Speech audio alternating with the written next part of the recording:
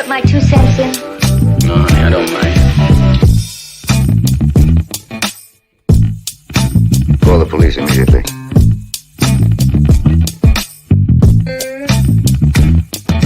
I don't get it. No idea what you're talking about.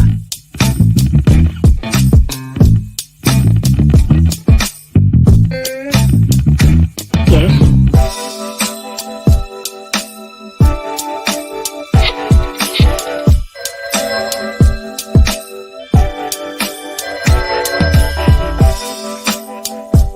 Hello? Hi, stranger. I want ham and eggs and flapjacks with lots of butter and syrup and coffee. I'll take the coffee now. Why is it coming from my brain?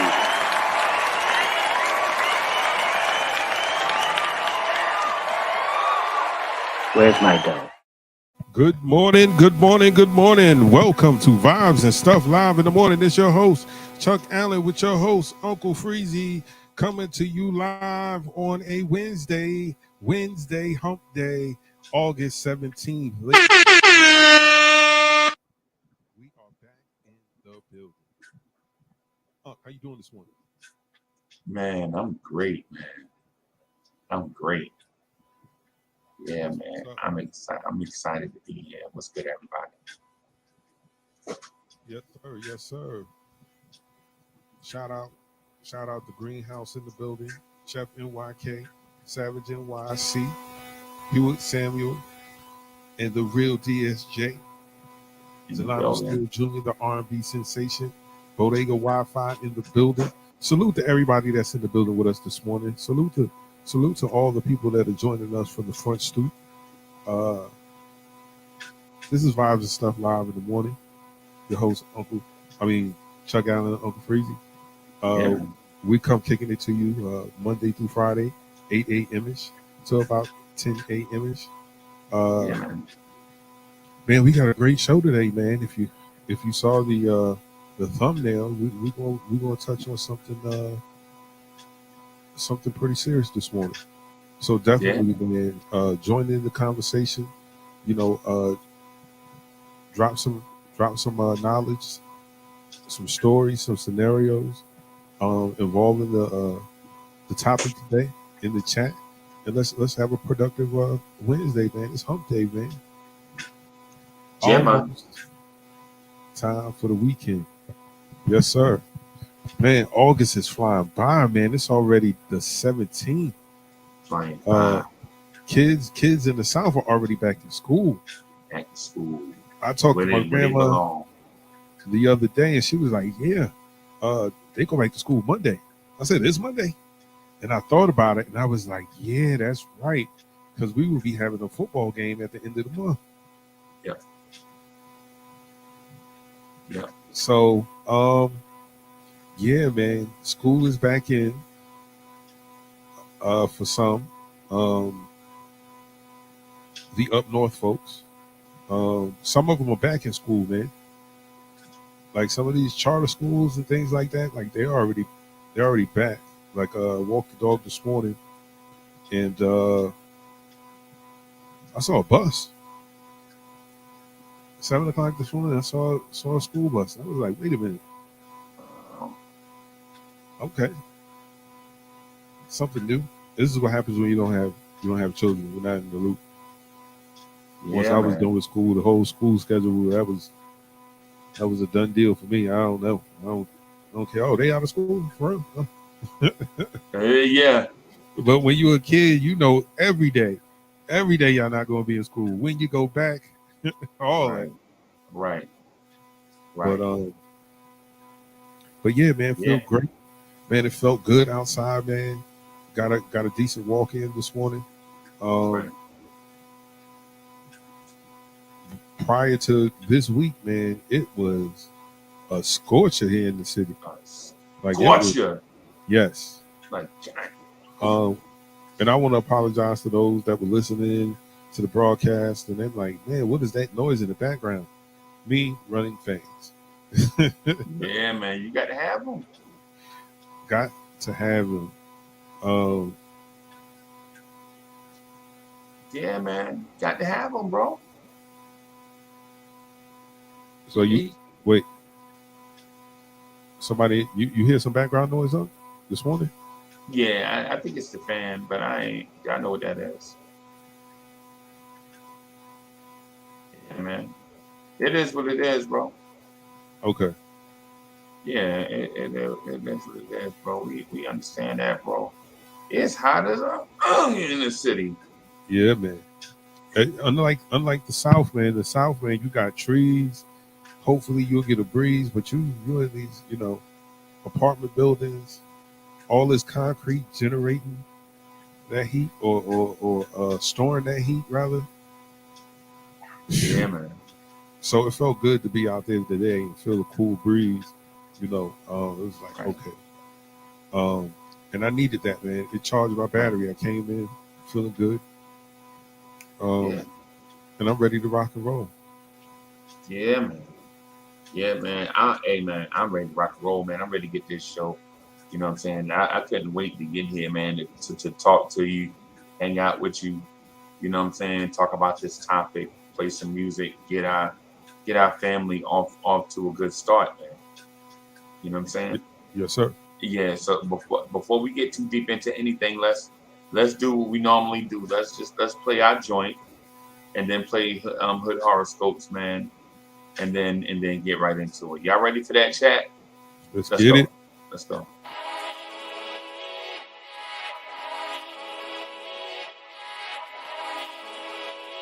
Yeah. Yeah.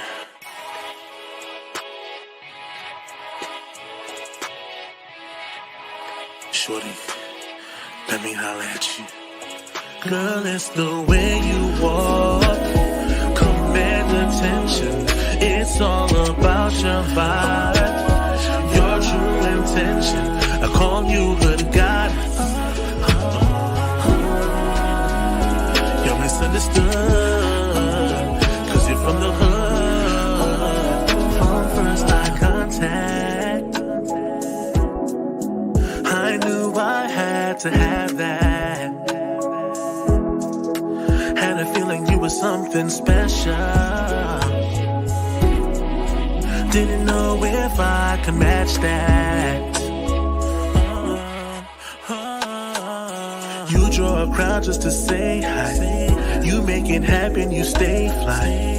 You big and everyone know. If I was a stock, you would raise mine. Even with a t-shirt and sweats on. Girl, you work it for me. Don't matter what they say about you. Baby, you're perfect. Girl, it's the way you walk.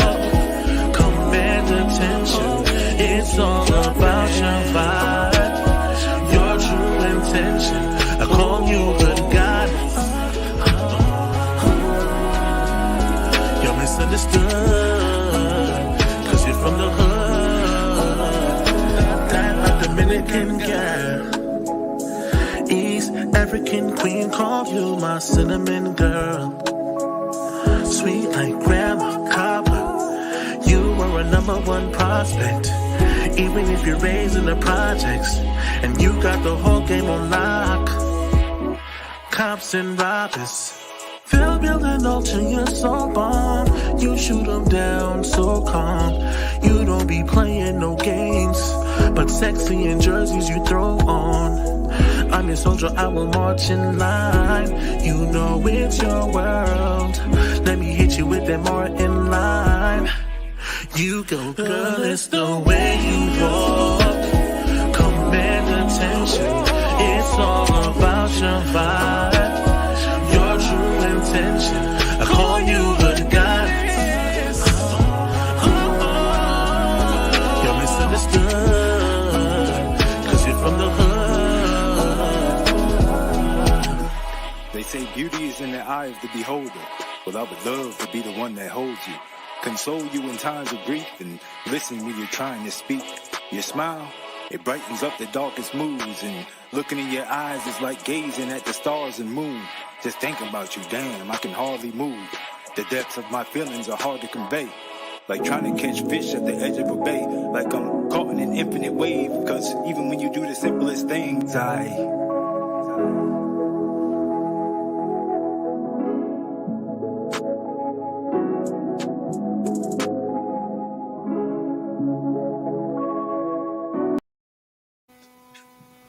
Yo, that is Hood Goddess by the original DSJ. Let's get into these.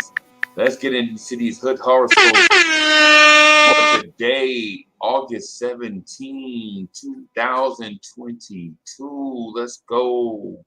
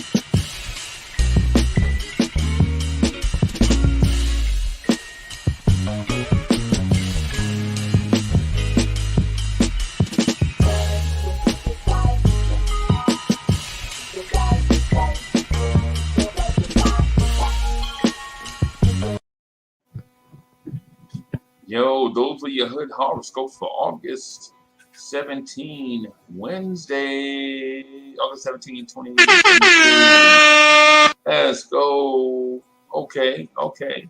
Yeah, man, I bet you people chomping at the bit to get to this topic today. You know what I'm saying? They see what it is. So without further ado, let's get into health and lifestyle so we can talk about racism.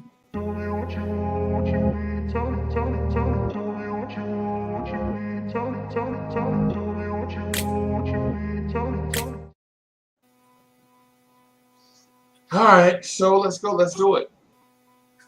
Racism, does it exist? Right? So I'll go. Man, listen, man. I'll go and I'll ask myself a question. Racism, does it exist today? Yes. Racism, does it exist in different forms than it did when my pops faced it? Yes. Racism, does it exist in different forms than what my grandfather faced and that Bobo them faced? Definitely. Right? Racism, does it exist in different forms today than it did in different forms than when my great grandfather Jim faced it? Damn right.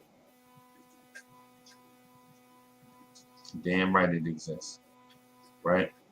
Right. So what do we do about it? What do we do about racism?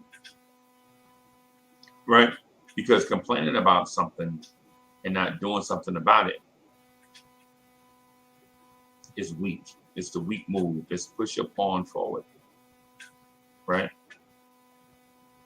how do you combat racism? And I'm asking Uncle Freeze. This is a rhetorical question. How do you combat racism? I think you combat racism on many fronts, right? Right. I think people that are racist don't necessarily have a. I think people that are racist are face.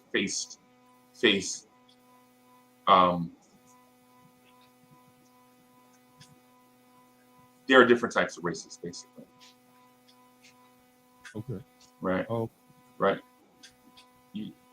So, in my opinion, you have the overt racist, the mean, evil person who's angry about something and finds a way to manifest being an evil, bad person for a cause.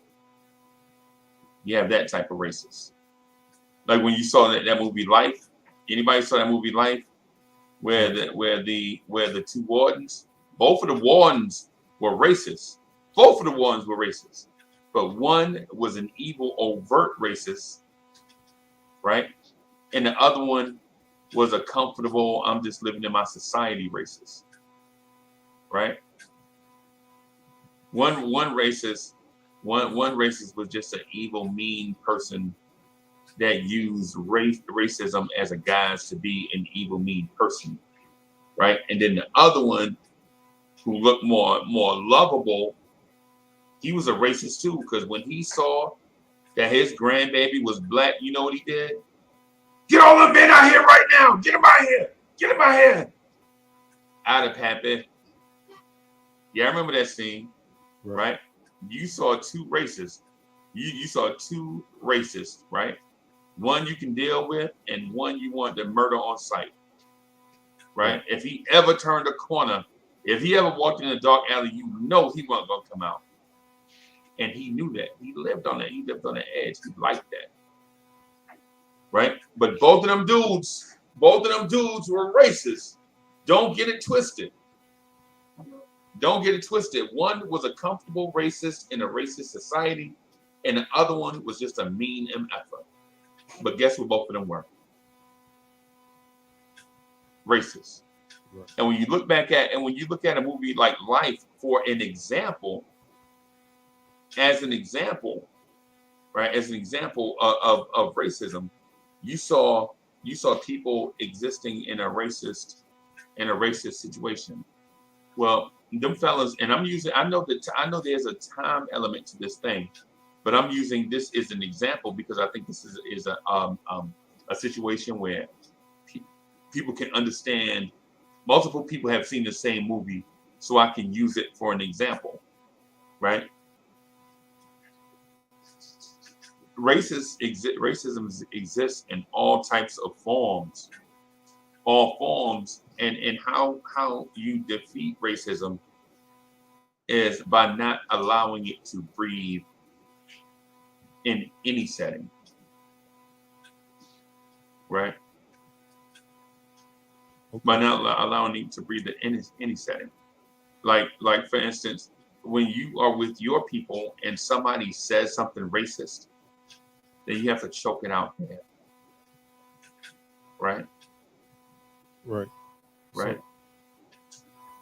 So let's look at the definition of racism for a second, right? Racism, defined by Oxford, is a racism, prejudice, discrimination directed against a person or people on the basis of their membership in a particular racial or ethnic group, typically one that is a minority or marginalized. Now, another definition is racism is the belief that a group of humans possess different behavioral traits corresponding to inherent attributes and can be divided based on superiority of one race over another. So basically, these definitions of racism is a mental issue with folks that believe that they are inherently better than others. So how do we combat someone's mental state? Well, I think what we should do is first ask who wrote that definition. Mm-hmm. Because if you never understood racism, you can't define it. If you're a white boy sitting up in Oxford and your friends are racist towards a certain people, and it kind of makes you feel uncomfortable, you can kind of write the definition. But if you've never experienced racism firsthand, the opposite side of it, you can't define it because you don't know what it is. Like saying that it's like somebody's mental thing or something, that may be part of it, right? That may be part of it, but I would, as far as racism go, I'd rather use black people and minorities version of racism than somebody that's, like cooking. So that wouldn't necessarily play a part in it. That because of someone's belief, misguided beliefs, and corrupted perspective on life in general, because it was a messed up thought process by Adolf Hitler, who said that they were a superior race, right? Right. Was he evil first or racist first? That I don't know. That's what I'm saying. That's what I'm talking about. The thing is are you evil first or racist So first? how do you become racist? I don't think. Okay. I don't know. That's a good question. Is it a learned behavior? Is it?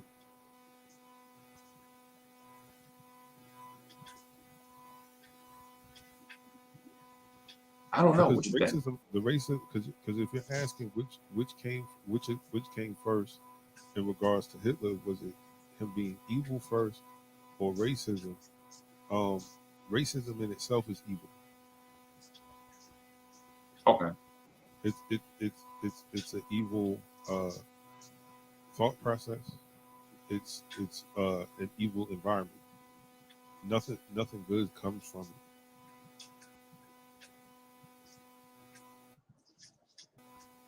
So, in my opinion, I think evil is a baseline thing.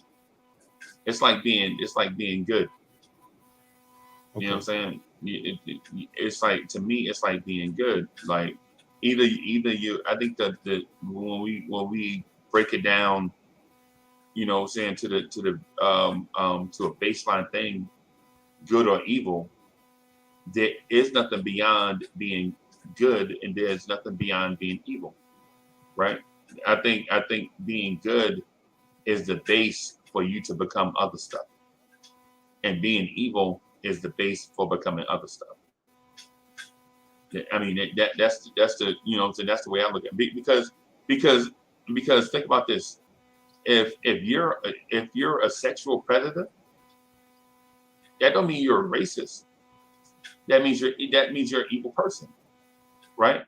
Right? Say if you're a thief, that doesn't mean you're a racist. That just means you have those evil traits in you.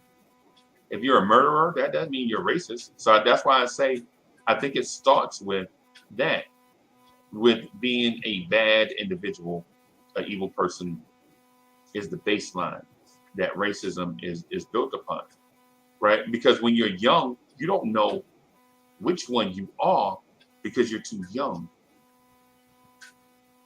right? But I tell you this though, as a kid, you know, you have an inherent instincts. Like when you see somebody do something good or bad, you have a feeling, you have instincts that tell you, hey man, this is not good. This is bad. Like for instance, when you see your auntie and uncle arguing, and you see your uncle push your auntie down and then drag her and throw her in the car, you're like, oh no, this is not good. You have instincts that tell you that. this is not good. This is not going to end well, right? But if you see that, then you see that. If you see that when you're young and you're like, oh man, get her, that lets you know right then what side you on. You know what I'm saying? And so that's what I'm saying to the racism thing when you early. I mean, I'm saying when you're young, you don't come out of the room racist, but you do have certain instincts that lends itself to which side of the moral compass you're going to be on. You know what I mean? And so while I do understand the Oxford definition, right? I do understand the Oxford definition. I don't think it lends itself to not only the mental state and see, I have a problem with that definition because for one, you can't use perception on one side of the argument. You have to use perception all the time. You have to be a clear thinker and think your way through all of this stuff. You can't say it's a perceived thing by one thing and then not automatically say, nah, it's just not perceived by one side's point of view.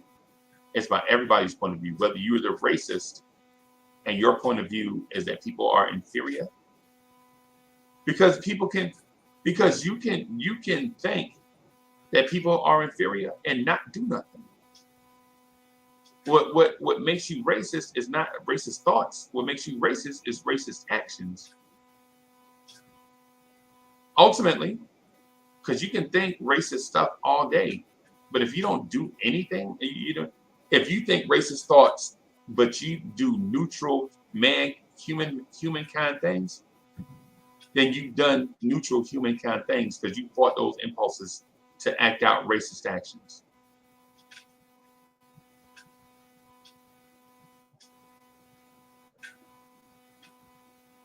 So, okay. Is bigotry and racism the same thing?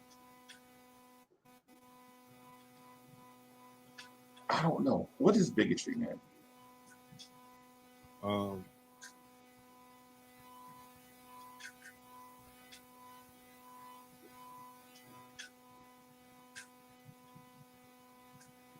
Abstinent or unreasonable attachment to a belief, opinion, or faction, in particular, prejudice against person or people on the basis of their membership to a particular group.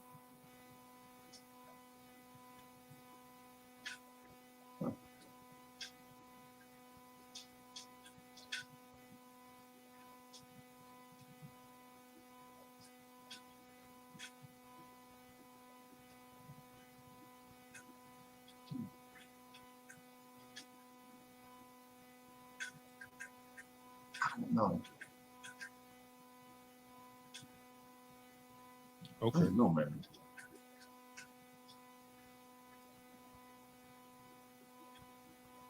So if you're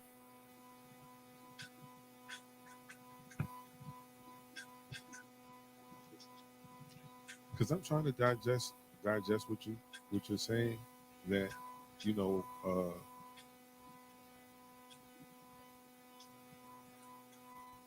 that racism, like the person is evil before they're racist.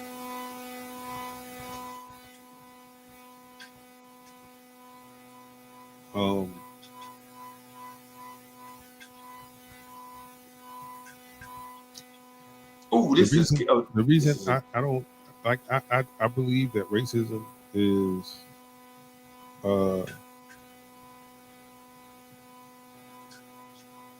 absolutely a taught thing.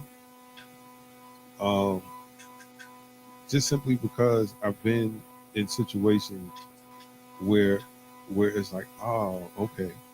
I believe I told this story once on KMD, or maybe I told it to you in private. But I was working a service call with my uncle this particular day. He had me ride with him, and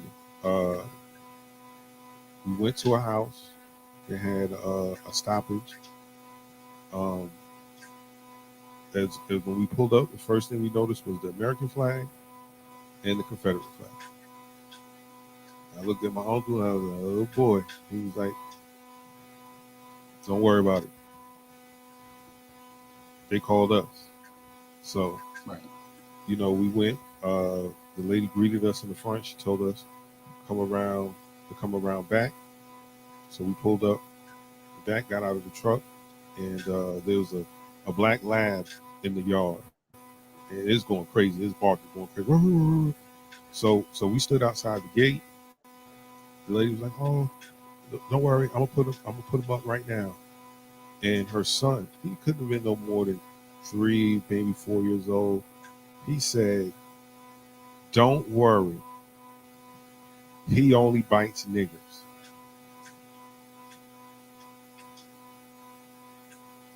This lady turned so red and snatched that kid up so quickly and apologized the whole afternoon, offering us a drink. Well, I was pissed. I was ready to go. I was like, "Yeah, let them," because you could smell like their septic tank was probably stopped up because you could smell it. I was like, Right. "Man, let them deal with that." My uncle said, "Relax."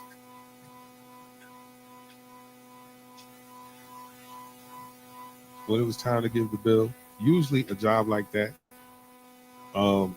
because all we did was unstop it. It needed to be pumped, and we didn't pump septic tanks. But usually a job like that is maybe like $200. But we charged her $500. She didn't complain. She paid it with a smile. Thanked us for coming and taking care of that issue. But I said all that to say this kid didn't know what he was told was offensive to us. He said it very nonchalantly, and he says he looked at both of us and said he only bites niggas. So that obviously someone taught this baby that. Like, there's no way you can tell me that baby is racist and he's evil, because he was a sweet kid. He had no idea what he was saying, and some adult put that in his head. Hmm.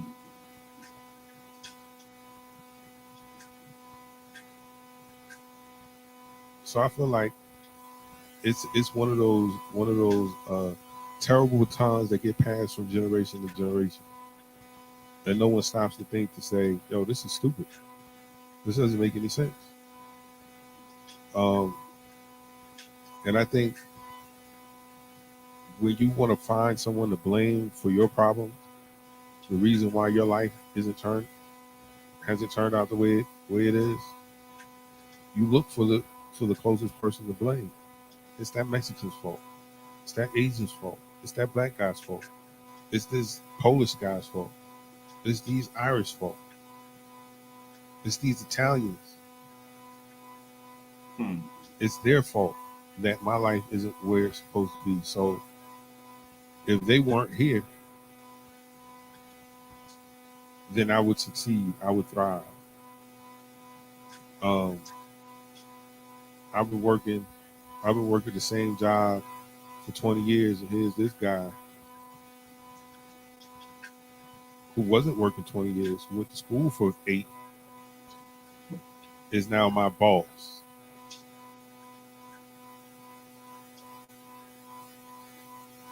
And instead of saying, "Yo, this guy went to school and he got his education, and he comes back with credentials to be able to run this place," affirmative action. There's no way they would have been able to get this job because I'm superior to these people. And that kind of thinking can lead down a dangerous road of evil.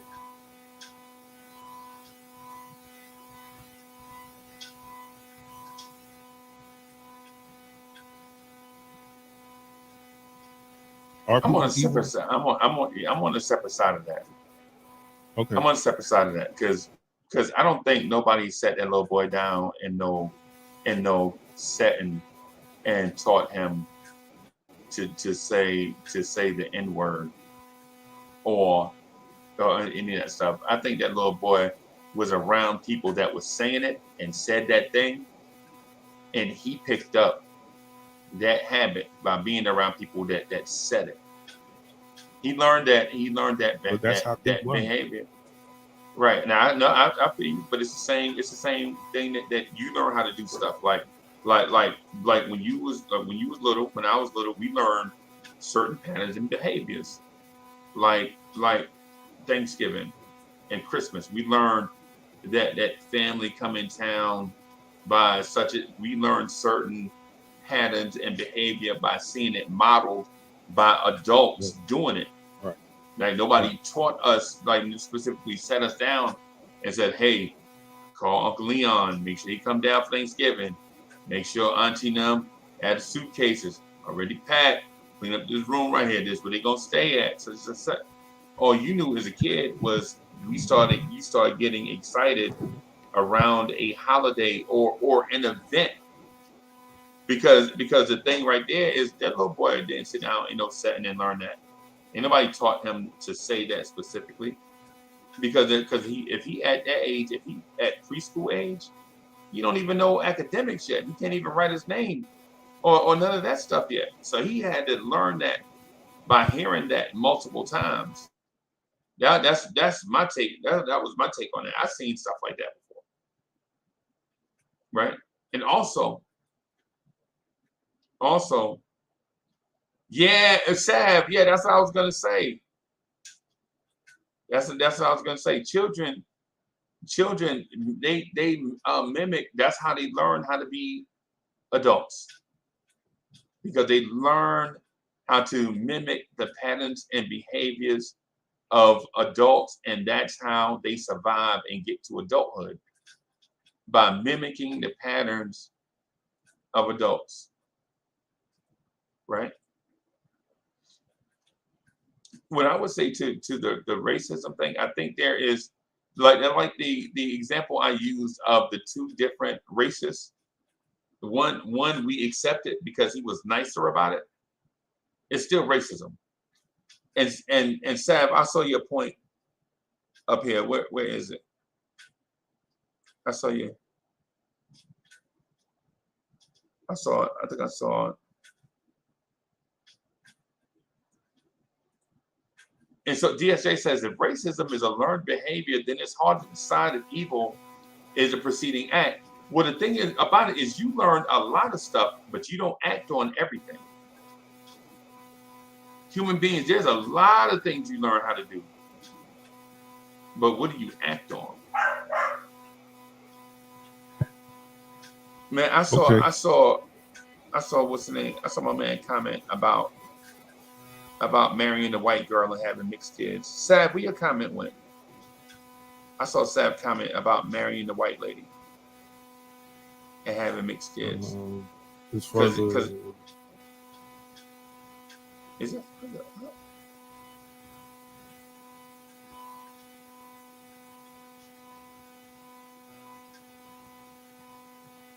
one okay, so have you seen 42, right? The Jackie Robinson story, the Disney version. Yeah. Okay, so you remember when he comes up, right? And there's a little boy in the stands with his father, and they're watching the game, and all of a sudden the crowd goes crazy, and the N word is flying, and all this stuff, and the little boy is looking around, and then all of a sudden he joins in, right? And I think sometimes, like when you grow up in a like certain beliefs, like even you have your own belief systems, things that your parents and grandparents instilled in you that you abide to this day.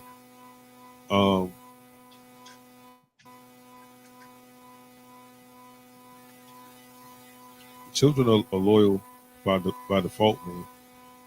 So if you got Right. All your family spewing the same nonsense, uh, eventually it takes hold. Not everyone, because um, But I'm gonna Chuck, shout you in him that out. setting I'm though. gonna use his real name, Norman Gunner, But redneck Chuck, white boy. I feel you. I feel you. But I got a question about that. See, the thing is where I can't get over is in that Disney setting when you said all those adults were saying the N word. What Right. adult went to that little boy and said, "Hey, little boy, say the N word"? Uh, none of them went to None of him them did. and said it. Yeah. So he started saying it because he was mimicking what the other adults were doing. Right. That's what I'm saying. So he did something that he felt comfortable with in his setting. He felt comfortable doing it because others were doing it. That's why I brought up the nice racist in the Life movie, right? They were comfortable in that setting, so he could say that stuff. But nobody went to that little boy and say, "Hey, when you see this shade of people or these people that look different, you call them this." Right. And that's not to say things like that don't happen. It does happen. Yeah, Right. yeah. Um, But there's a it, decision to be again, but made. you're talking about a child and an impressionable mind. Kids just want to be alone, want to belong to something. They want to be alone. They want to be a part of. It's like growing up in the house and there's only one girl and there's five boys. If the five boys are outside playing stickball, kickball, football, sister wants to play. Nah, get out of here. You're a girl. It doesn't matter. She gonna cry and quit in 5 minutes. She just want to be a part of it because that's what her Right, brothers are doing. And on the right, flip side, if there was six sisters and one brother, if they're in there playing whatever they're playing, he don't want to be left out. Right? It isn't until maybe he gets friends of his own, but still, whatever his sisters is doing because they're family, like he's gonna want to be a part of it. That's just kids. right, That's why you can't like if there's a group of kids, you give one candy, all of them are looking like, right. where's mine? Right? So you put an impressionable mind like that amongst folks, and he can't make he's not at a level of critical thinking where he can say this is I'm going to go against these adults and their ideology. Right. um I do agree with you that there are two types of racism: the overt and covert. um the if we want to be real about it, the Republican Party and the Democratic Party.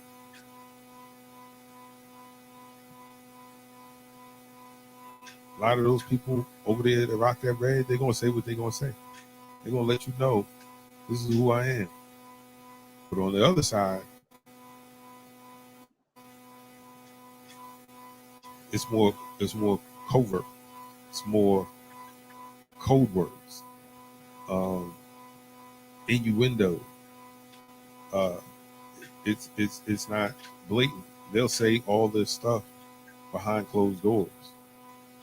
Um, and so with folks like that, you'll never be able to correct their thinking because um, their racism is behind closed doors. Whereas someone else who's more overt, you can chastise them, you can check them. Hey man, don't say that. No, don't do that. That's wrong.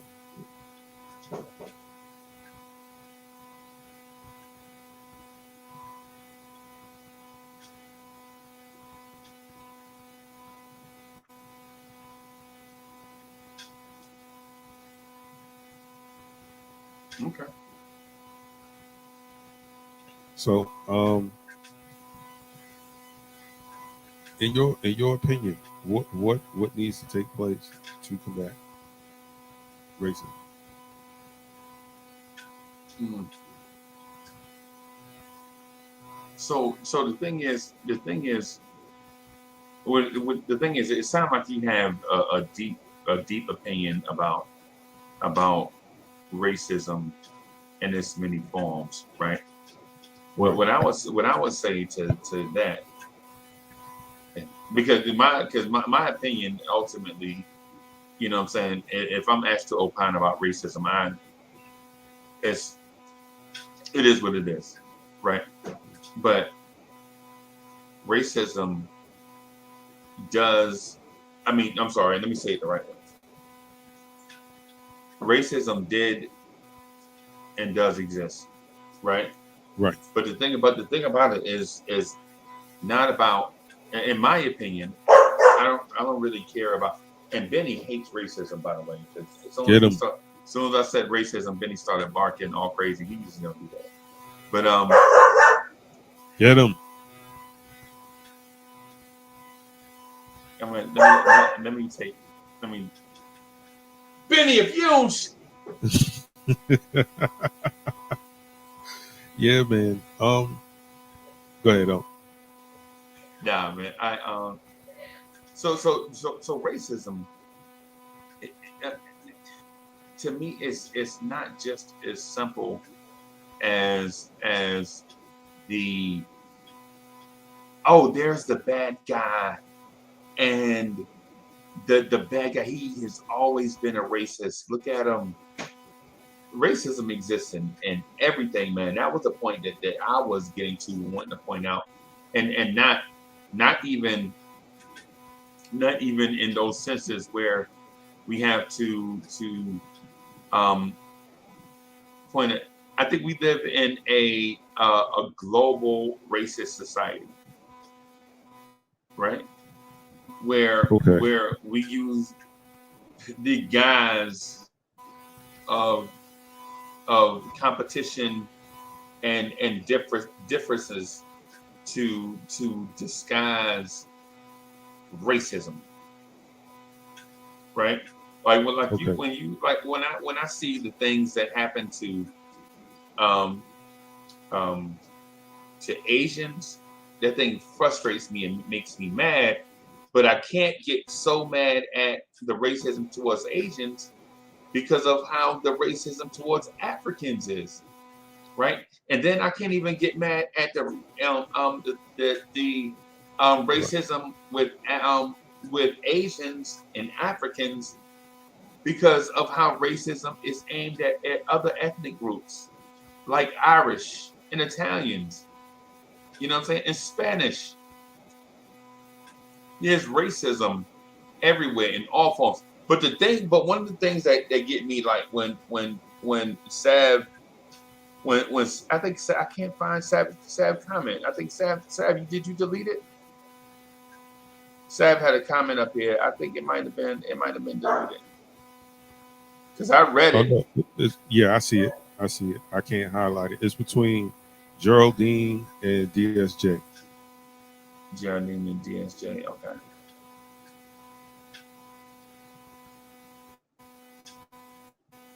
Okay. It starts off, our definition is wrong.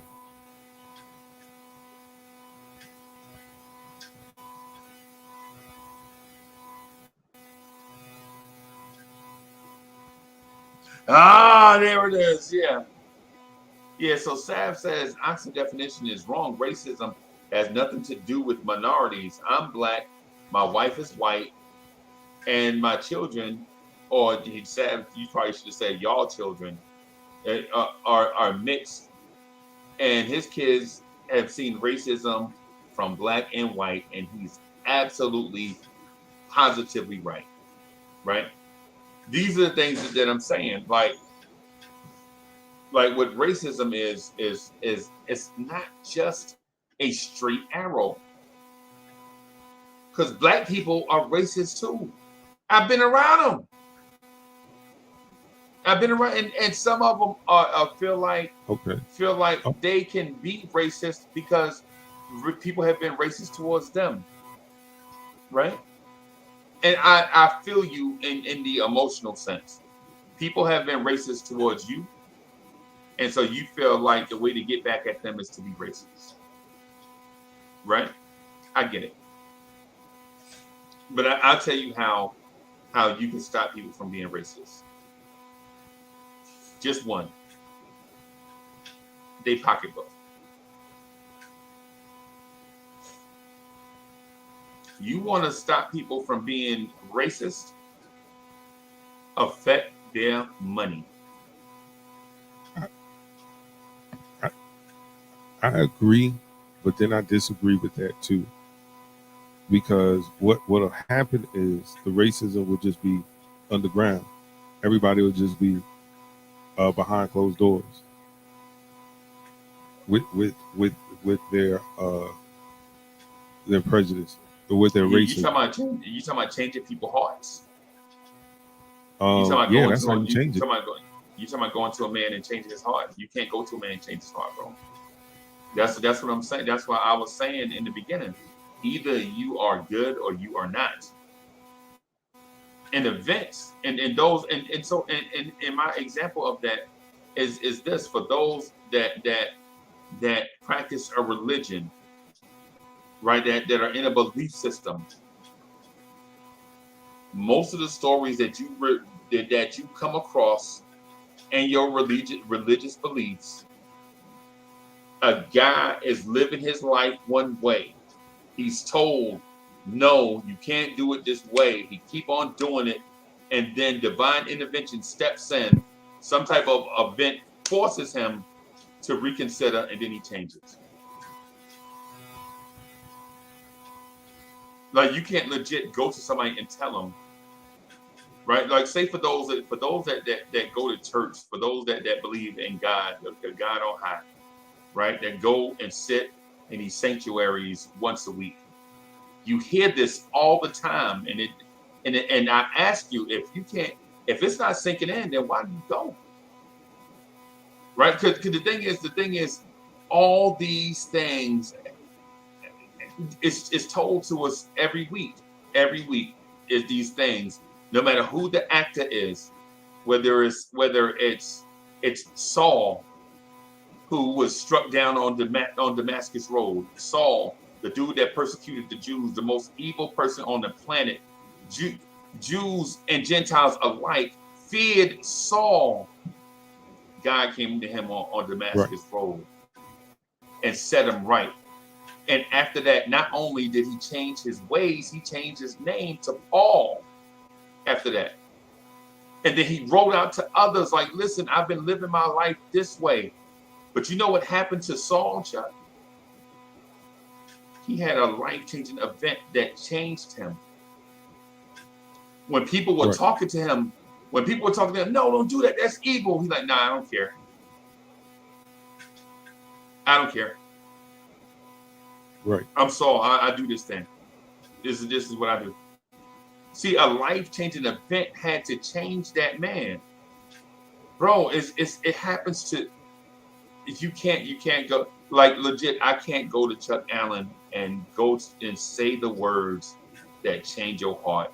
You, the person, have to understand your mortality and make the change yourself. Because if we're saying that love is gonna change the planet, we would like for love to change the planet.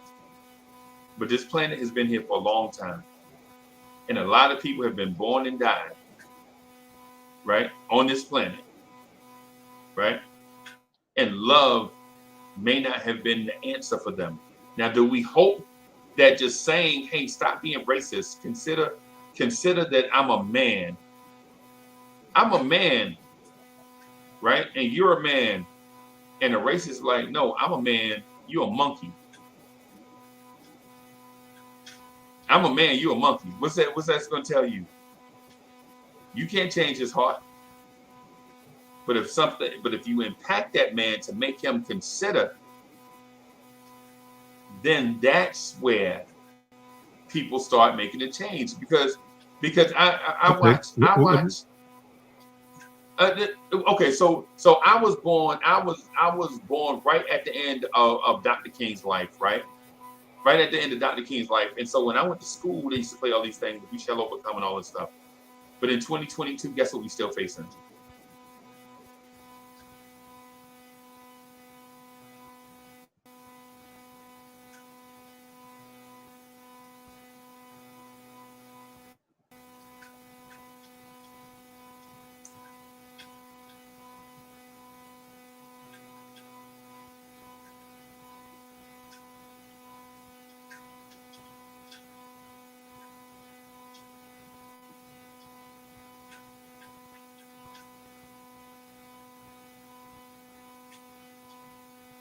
Right. Um. Chef NYK, I see you. I see you.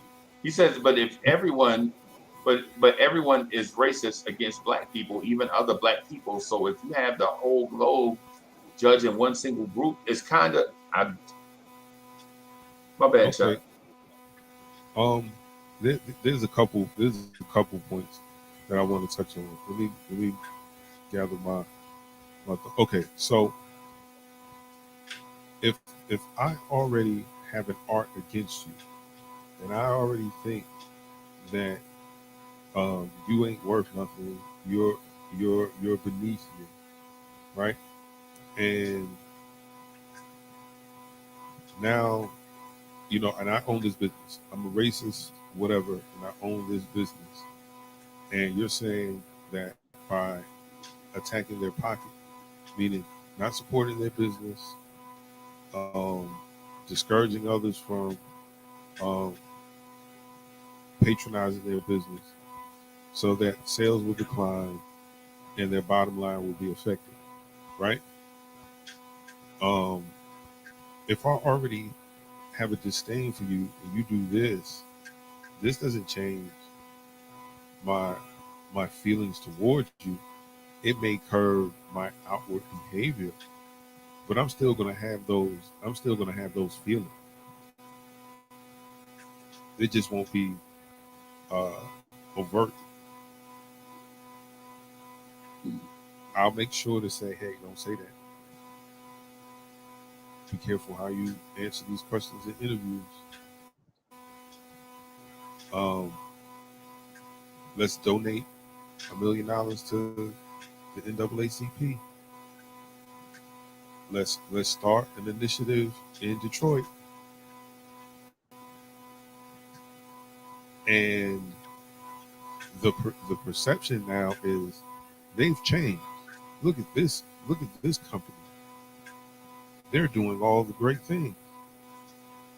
They're not. They're still racist.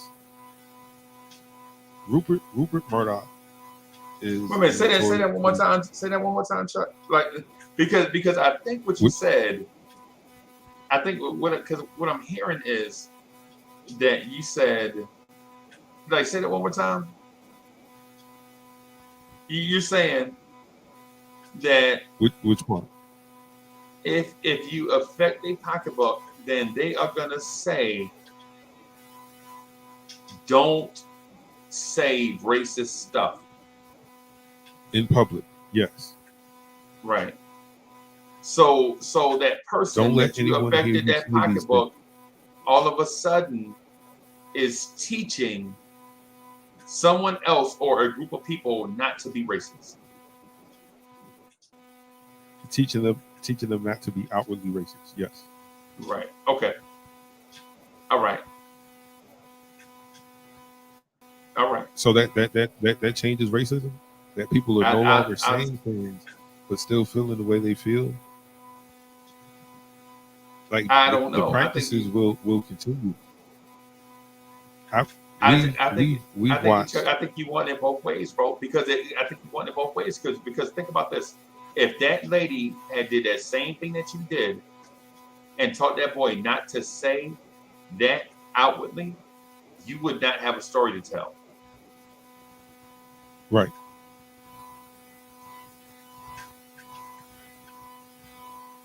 I wouldn't have a story to tell, but at the same time, that story that story still would be what it is. This kid heard some adults saying something, not knowing what it is, but because they're adults and that's who he's mimicking, we learn everything from the people that we're around. Our But you parents wouldn't are know the, that though, Chuck. But I you, mean, yes, but I you wouldn't know wouldn't that because know that. I wouldn't, Yeah. would that change the fact that that is what it is in that household? I wouldn't know because the kid would never have said it. So we wouldn't know. So even if that little boy existed with racist tendencies and stuff like that, that would be in his mind, but he would never have acted on it. So you and I would never have seen it.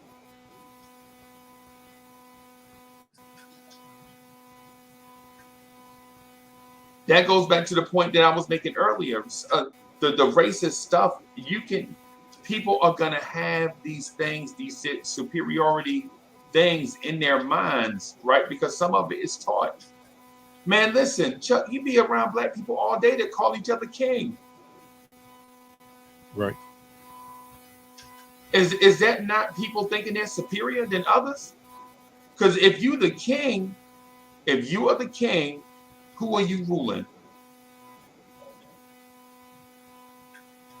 Your Is household. it me? Is it me?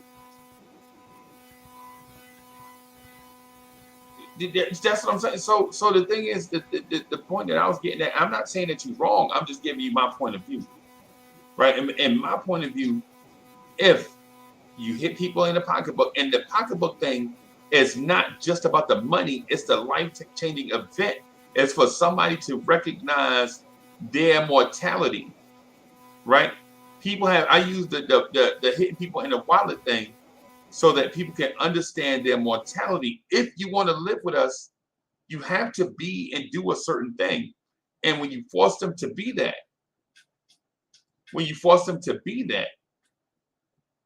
right? Now, those things that you hear overtly are not there anymore. So even if they have those thoughts in a mind, if they're not manifested, then what are they? They're just thoughts.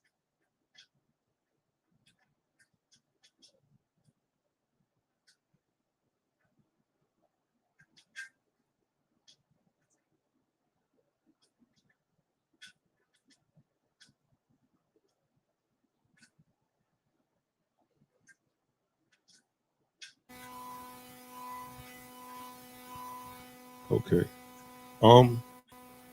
I looked up another word, uh, prejudice, and the definition the definition of prejudice is preconceived opinion that is not based on reason or actual experience.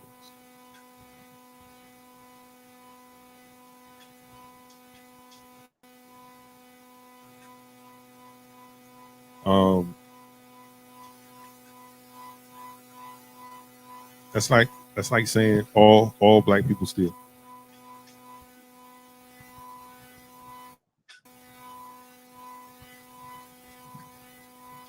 That's like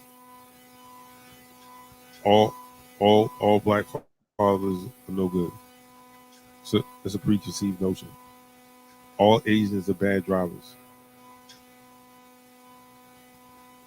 Right.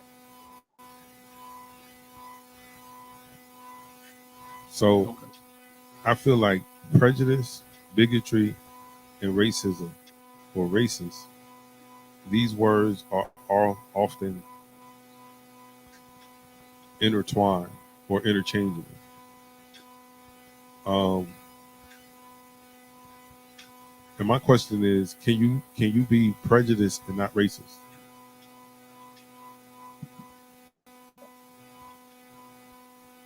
Yes. Okay. So would it be safe to say that r- most of your encounters with with black people, um, my feeling is black people could be prejudiced and not racist. Because like I've rarely met people that was like, oh, we're just better than everybody. and we need to get rid of everybody else and just be us.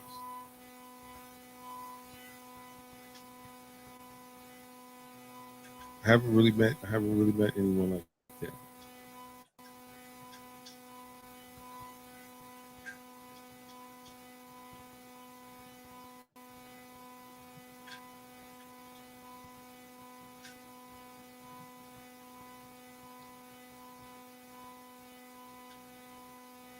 Okay. Oh, I like that. I like that, Greg. Greg says, I think as people, we want to be able to be different and embrace our different races, but that leads to tribalism and conflict. Does tribalism play a part in that? Huh? Do you think so?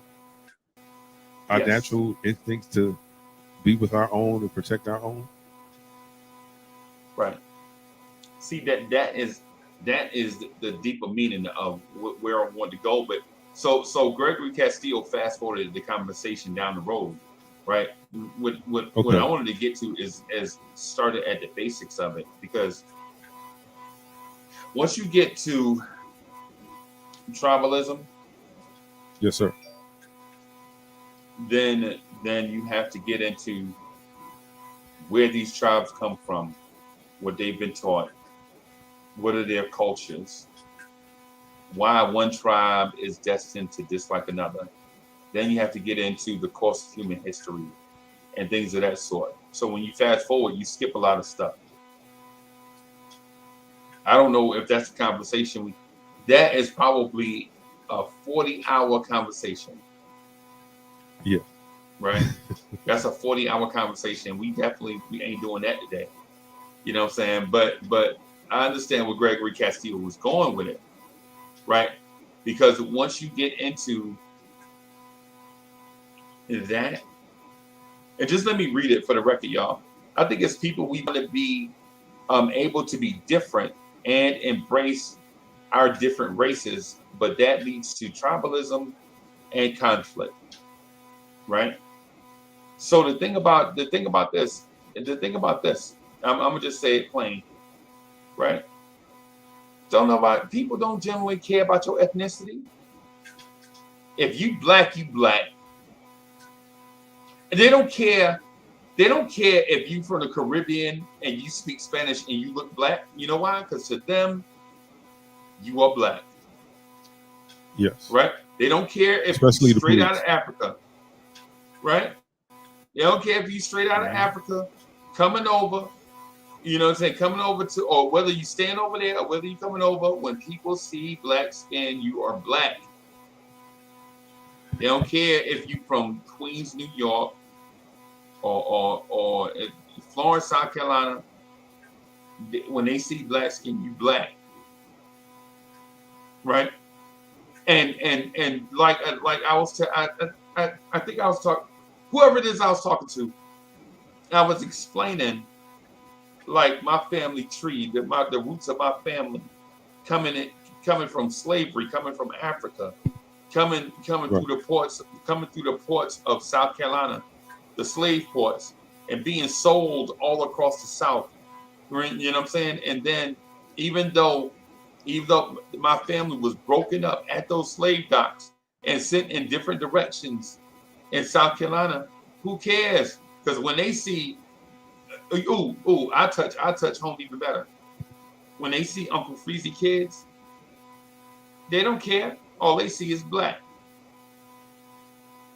So when you start talking about tribalism and gangs and family trees and roots and all that stuff, it don't matter. Because when your skin is seen, you are black. And when you white, when people see your skin, they don't care if you come from um, um, they don't care where you come from in Europe. You white, period. They don't care if your family came from a group of Saxons that became Germans. They don't care if you came from a group of Francs that became France. They don't care about Anglos that became England, right? All they care about when they see your skin is that you white. Racism isn't that deep, bro. It's a base level thing. It's basic. If you not like me, you one of them. Period. It was like to the point that Chuck was saying when we first started the conversation, right? When Chuck first started, that's why I try to be easy with the conversation, because I try to be easy with the conversation and have it not be disrespectful to my white brothers and sisters who I love, or to my black brothers and sisters who I love. I don't want to get too deep into all of that stuff, because it comes to a baseline element. Even if you think it, do you act on it? Right? Even if you think it, do you act on it? Because there's a lot of things that we think. I've been with dudes thinking out loud, like, oh my God, whoa, she's so fine, man. I will rip them clothes up and blah, blah, blah. And then she walked by and he don't say nothing. Guess what? He had perverted thoughts, but he didn't turn into a pervert. Okay. You know what I'm saying? Yeah, that's the baseline stuff that I was getting at, not to discourage people from having the race conversation, because the race conversation is one that we need to have. Right? The race conversation is one that we need to have. But I know racism exists. I know this. But if I start fighting people's thoughts, then I'm the crazy one. Right. One thing, and to your point about having a decision, right? The decision to make. I started the story about a teammate of mine. His name was Norman. Norm was a typical down south trailer trash-esque dude. Wore probably the same 4 or 5 shirts, the same John Deere camouflage hat. Yeah.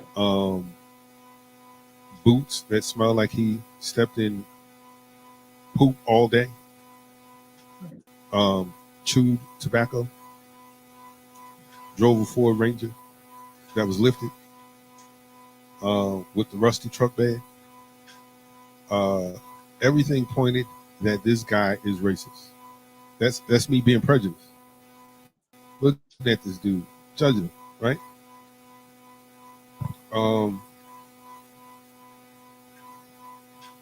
One day, we're in study hall, and we're having one of these conversations right here.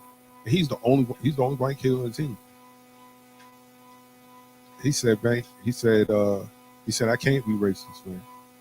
He said, I love you guys too much. Man, Norman, man, get out of here. Get out of here with that nonsense. Until we met Norman's father on Parents' Night. Norman can't be, because he acts nothing like his father. His father is a straight up racist. There were so many people that had restraint that night for this. Almost said the derogatory word just now. Tried to stop from, not beating this guy to a bloody pulp with the nonsense that he was saying. Yeah, he was drunk, but that's who that man is. And Norman told him, he said, "Dad, I ain't like you. I don't want to be nothing like you." He moved out of his dad's house our senior year. And Norman was crashing with everybody else. Like whoever could put him up for a while, we put him up. That dude has been married now to the same black woman for 25 years.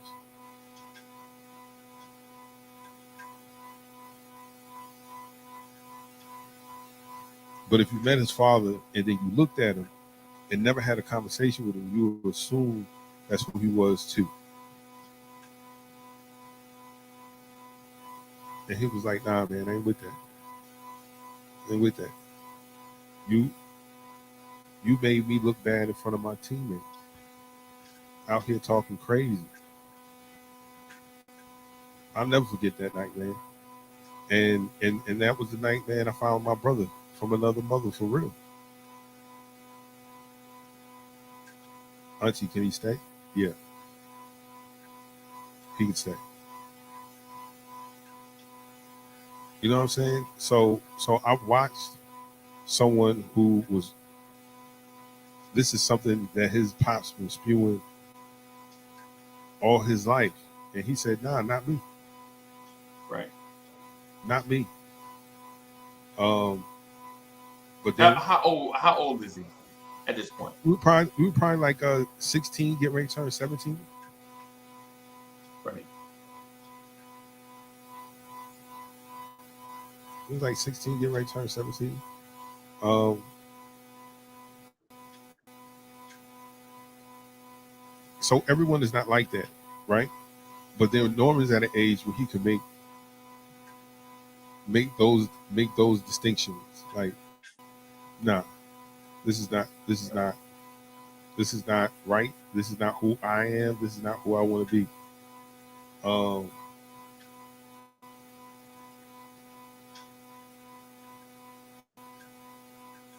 and I love that dude for that. I love that dude for that, man. All right. Hey, so So Ron from, oh, go ahead, bro. no, go ahead. Go ahead. So Ron from Still Knicks fan says, our socio-economical inequality is really what helps fuel racism. Overt versus covert racism is a big issue, but we deal with that stuff. The systemic oppression is what becomes too much to handle. And I think they go together, boss. I think they go together. Socio-economical inequality and systemic oppression go together, right? In my opinion, the socio-economical inequality is fostered through systemic oppression, right? That has been my belief, and I believe this to be true. It's this thing where people fight the conversion to an equal playing field to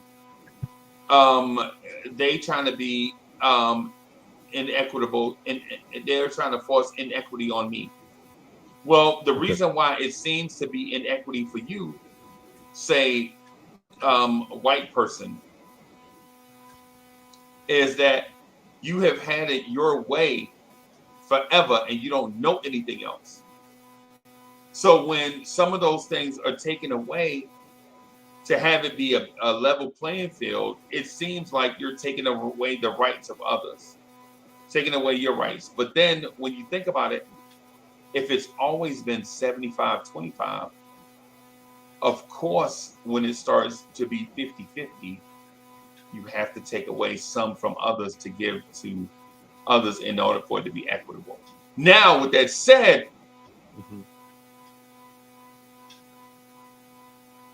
hey, I have a beef, right? I have a beef, right? Because how do you want things to be equitable? And some of us don't even try to do anything in life. Anything. Nothing. I have people with me all the time, coming up to me all the time. Their business model is called the hookup. Yo, man, hook me up. Look out for me, bro. Right. Why you charging black people $700 for rent, man? And them white people charge us $700, man. You black like us, you supposed to be charging us $550. How we supposed to survive? Nah, man. Get your lazy ass out my face and go work. How are you gonna tell me to charge you less because you black. Because basically what you're saying is charge them more because they are white. If you charge, and I know $550 and $700 for rent don't. When you in the New York tri-state area, $700 for rent is nothing to y'all. Y'all like what?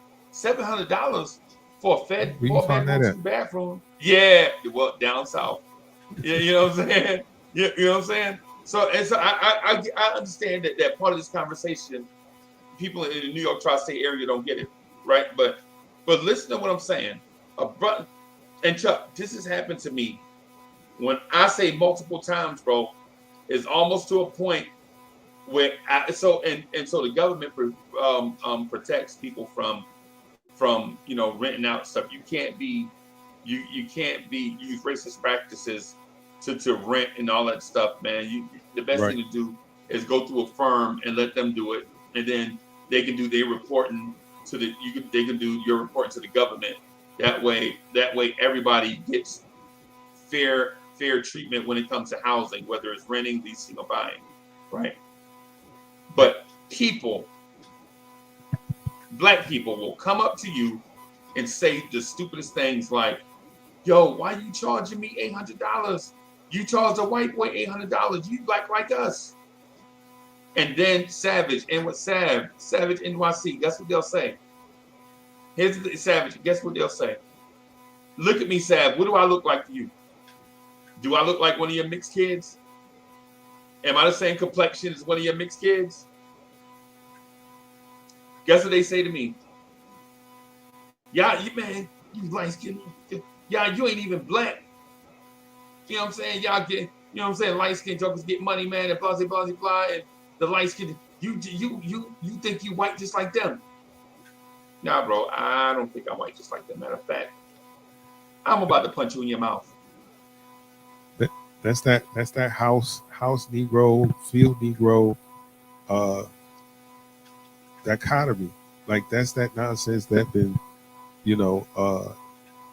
forced or practiced years, hundreds of years before. So you still have that mentality. Oh, he's like he don't want to do for us because he the house in word. You know what I mean? Yeah. I feel you on that.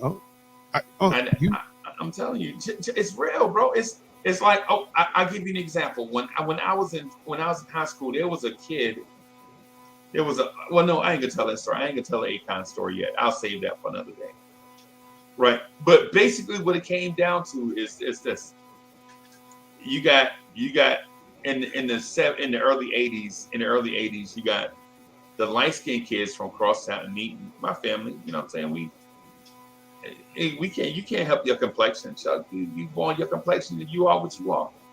Accept it. Right? That's what people should do. Accept who you are as a person. Accept it. Don't feel bad about it. Be yourself. Right? But the thing about it is this. You can't say you want the playing field to be 50-50 and then at the same time not do nothing. Right? Because if you can't afford $800 worth of rent, where the standard rate around the area is $800 a month for rent, you know what you need to do? Get another job. Something. Do something. Okay. Do something. Because if it would be in that situation, I'd be like, Chuck, man, listen, I can't. I made $800, man. God damn, Chuck. And Chuck would have been like, man, listen, this is the rate for everybody. What makes you special? Why are you coming up here asking for the hookup? I'm like, Chuck, I never asked you for the hookup, bro.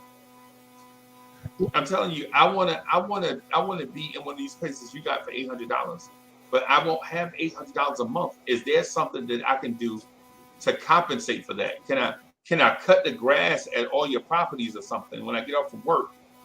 Right? Can I be a handyman or something? Can I be like your landlord or something? Maybe you shave $400 off of it, and then I can just go cut the grass at all your properties when I get off from work every month. I mean, not every month, but you know what I'm saying. I'll do something to compensate. But the one thing that we have that others don't have And it's disproportionate. It's pride. Right. I can't, as a black person, I can't go work for another black man and feel like I'm subordinate to another black man, but I can do it for the white boy or for the white man. Oh, of course. Those are the type of things that I'm talking about, and I don't mean this in a disrespectful way to any race of people, but this is what happens with black. If you white and you watching this and you don't understand what I'm saying, how or why this might be offensive to you, listen to the words of a black man telling it from a black man's perspective before you judge what I'm saying. Like, it's like, listen to what a black man is saying from a black man's perspective, because I think a lot of that gets lost in communication. We don't listen to each other when we are making a plea for common sense, but we always listen to buffoonery. We'd rather listen to Lil Wayne and Young Thugger tell us the plight of black people. Lil Wayne said it out of his own mouth, man. Racism don't exist, man. You just gotta grind. No, man. Are you crazy, Lil Wayne? That was my Lil Wayne points, by the way.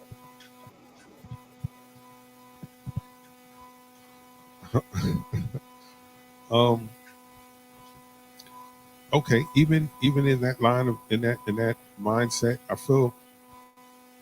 I agree with you, man. People like you should come preparing to meet me with some type of alternative other than the hookup. The hookup, right? Black folks are definitely always looking for the hookup, but I think that's because we see others get the hookup, like unqualified folks getting positions because they're the nephew, the niece of, the son of, daughter of said manager,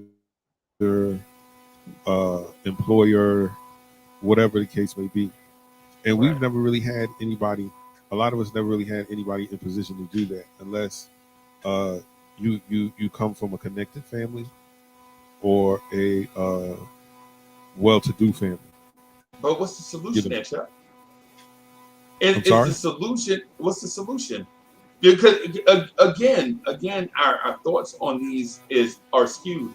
So if you watched the niece of a guy or the nephew of a guy get a job that they're not qualified for, they got the hookup, and you want the hookup, then why try to take the same dumbass route of trying to be the niece of the nephew instead of trying to be the person that's hooking somebody up? Well, I agree with that. Why can't you be that or work to that? I'm just speaking to the fact. I'm just speaking to the point why people do what they do. Why some people do what they do. I'm not saying it's right. No, I'm not, and I'm not questioning you. I'm not questioning you. I'm questioning that line of thinking because I experienced that just about every month or so. Chuck Allen walk around here with all these nice clothes and that fancy dog, and he live in Brooklyn thinking he's somebody. You know what I'm saying? I should rob that fool. You know what I'm saying? This is how our brothers and sisters think. Chuck Allen playing music and all that stuff, and he got that dope morning show on YouTube, and he got that fancy dog, and he can buy what he want, and whatever, blah, blah, blah. Who Chuck Allen think he is? Chuck Allen should be hooking me up. Why should Chuck be? You know why, White man? You should be looking out for us. And here's the thing. There's some. I can understand why people feel the way they feel is because I've seen other ethnic groups. It didn't matter where you were from. But if you spoke their language, they looked out for you. They told you everything that you needed to know. and they help you along the way. Uh, a lot of us like to keep things to ourselves because if they get it, then I won't have this thing that I think separates me from everyone else. Instead of saying, "Yo, um, I have an ability to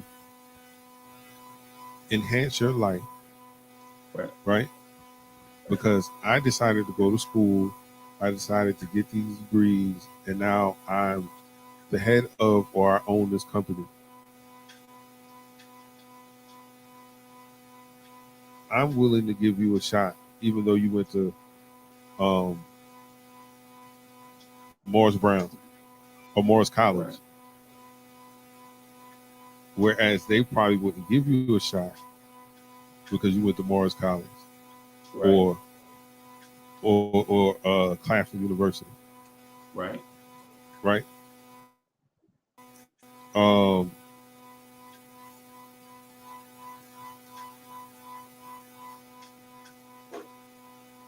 you can't always assume or expect someone to do something for you because of that. Like that's never worked for that's never worked for us.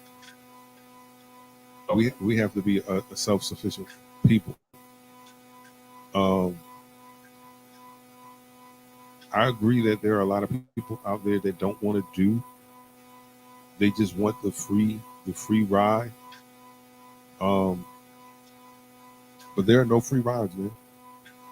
I think I want to take a controversial stance and disagree. Okay. Yeah. I don't think everybody wants to. I don't think everybody wants to elevate. I agree. As a matter of fact, I think there is a small percentage of us that want to elevate, and the motivations are different, right? Some people don't have the intellectual capacity to elevate because they don't know what competition is, right? They don't understand Right. competition, and then others are in a comfort zone. They in that emotional comfort zone. They get to a place that they feel safe and they want to stay there for their whole life. I know a lot of people like that. I got family members like that. They don't want to be the mayor of the city. They don't even want to vote. They just want to pay their bills, watch their gun smoke, drink their iced tea, eat their fried chicken, and they don't even want a nice car. All they want is dependable transportation. And you Right. know these people, right? Right. And I don't begrudge them for that because that's what they want and that's what they're comfortable with. When you try to drag them out of that comfort zone and try to get them to do stuff like run for city council, get in front of people and talk, they're not comfortable with that. Okay. And then you have people that are apathetic.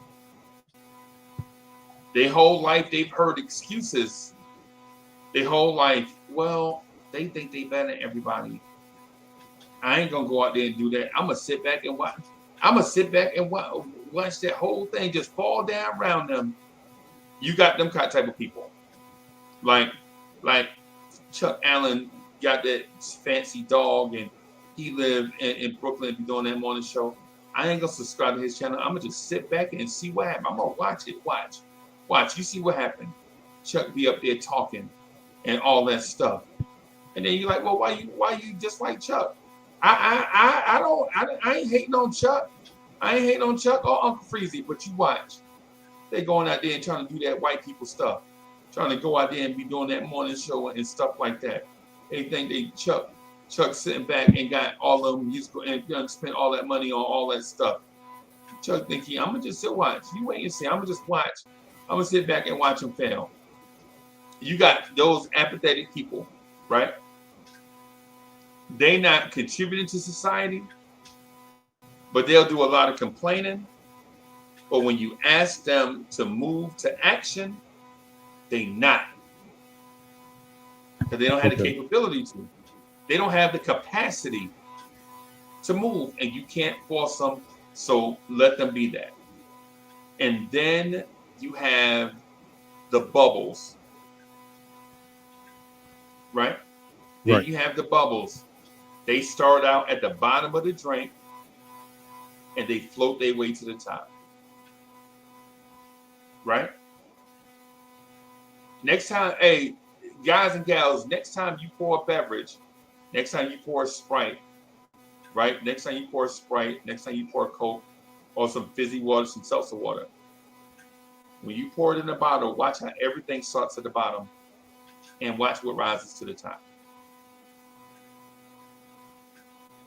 Right, watch what rises to the top. And the things that rise to the top, they don't push others down to get to the top. They rise to the top.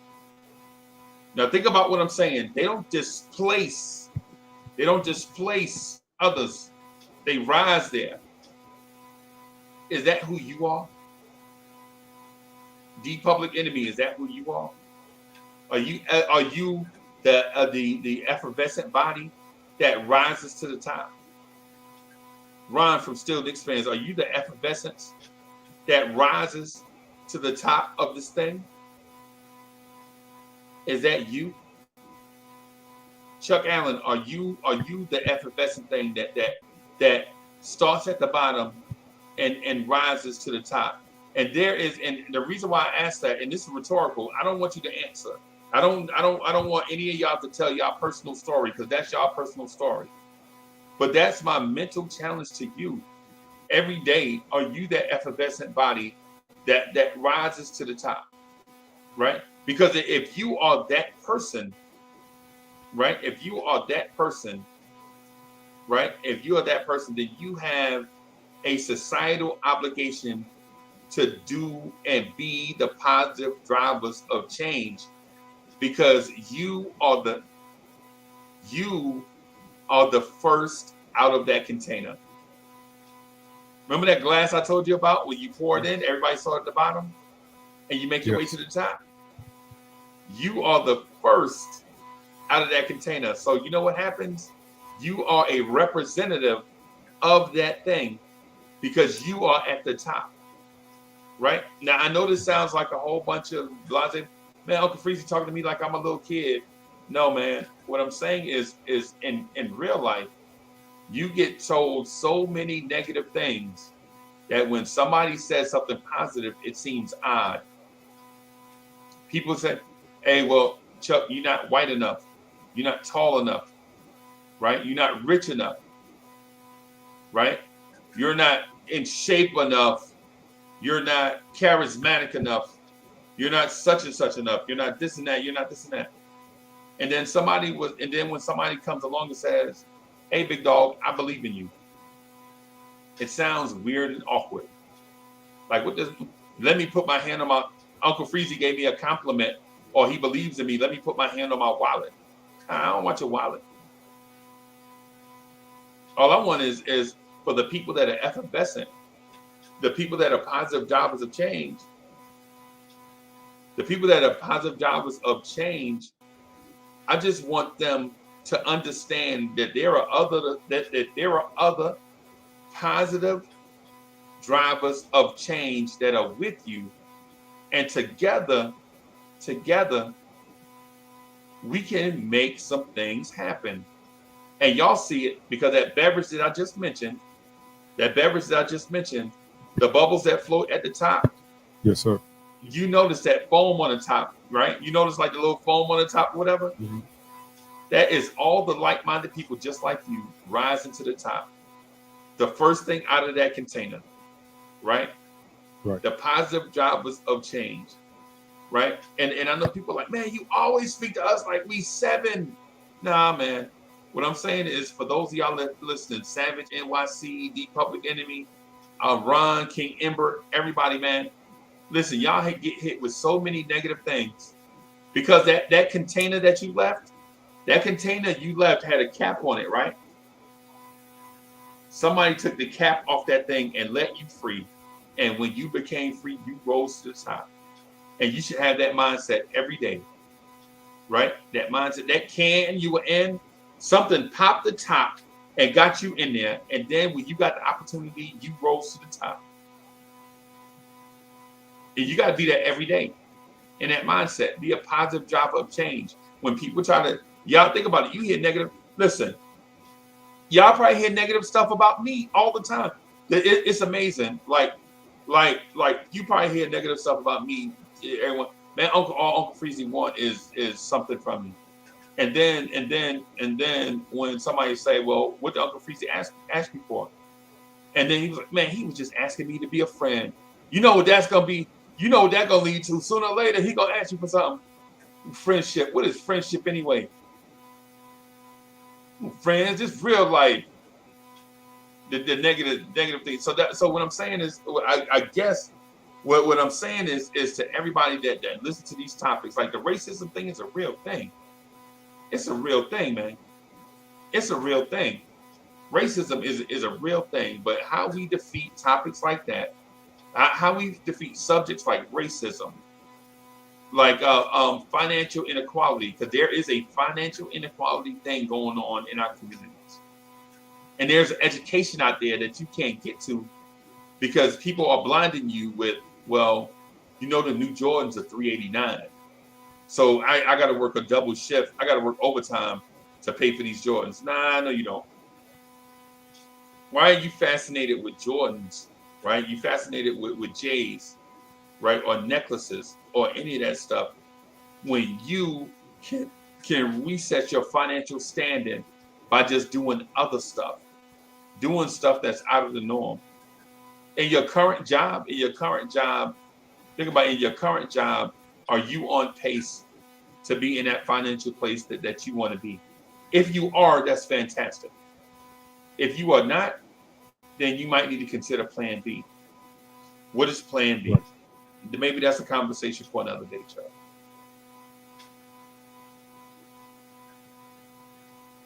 Yeah, man. Chuck, you ready to get into this? What are they thinking? Let's do it. Let's do it. Let's get into some what are they thinking. All right, I got you. All right.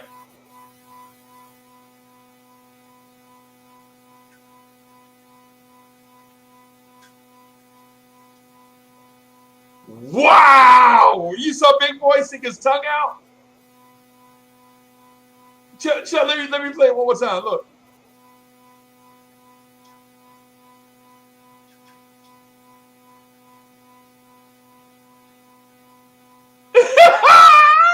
Chuck, what are you thinking, Chuck? Man, she says she gonna suck it from the back. Wow!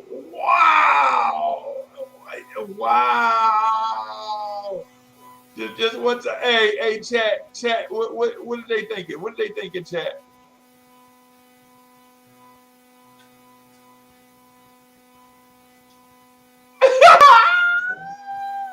What are they thinking?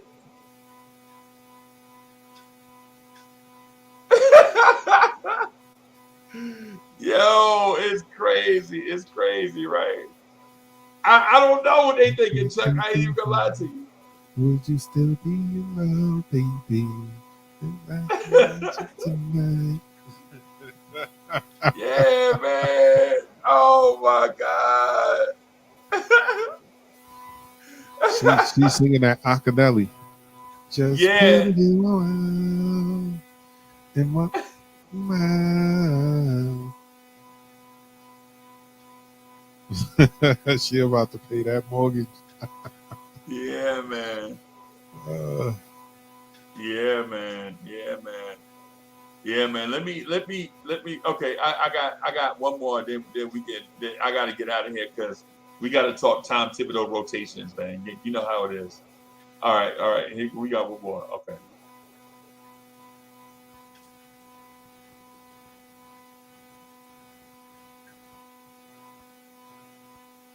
Man, she crying, B? Oh, she in the hallway crying? Oh.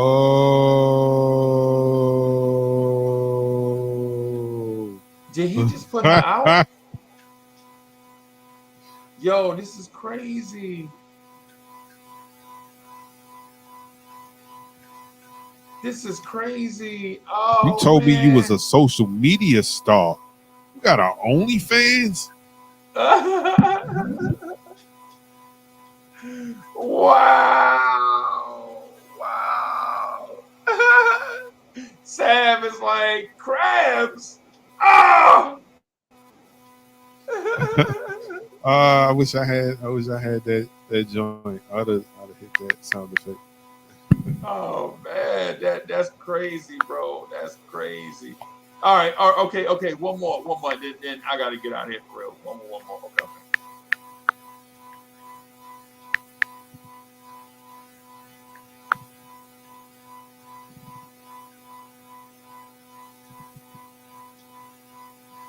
This dude's an idiot. He needs some milk. Bro, this dude right here, Chuck. This dude's an idiot, bro. This is an idiot right here. He on his phone. A chick is in the bed with him, right? This chick, he in the bed. She come over because you see she got jeans on, right? She come over and jump on the bed with him, and this dude is playing World of Warcraft on his phone. No, And then he like, yeah. Look, y'all, look. Hold on. I gotta get a receiver in. Just let me get my receiver in. Ah. Yeah, look at this. Look at the clothes she got on, y'all. Look at the clothes she got on.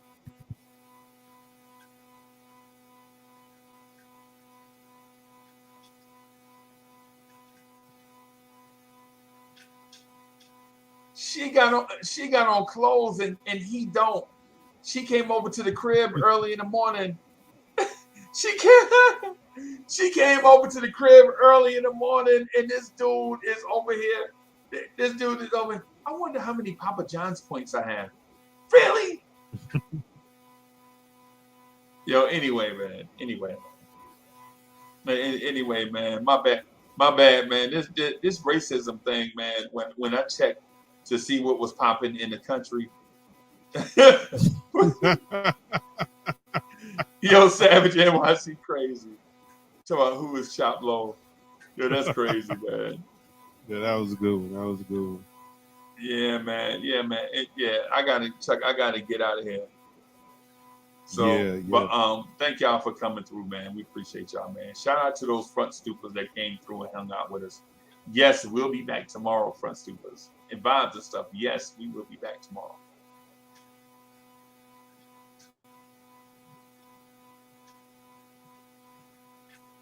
Hey man, you got to get them up to date Nick get that up to date Nick news, man. Yeah. He's like, yo, I heard that Alan Hahn interview was dope. Everybody keep talking about Ron and them in the Alan Hahn interview. I had to see what was going on there. I heard it was fire. It was fire, man. It was fire. Yeah, shout out to Ron, John, excellent interview. Alan Hahn definitely coming through and showing you guys some love. That was definitely Alan Hahn is definitely.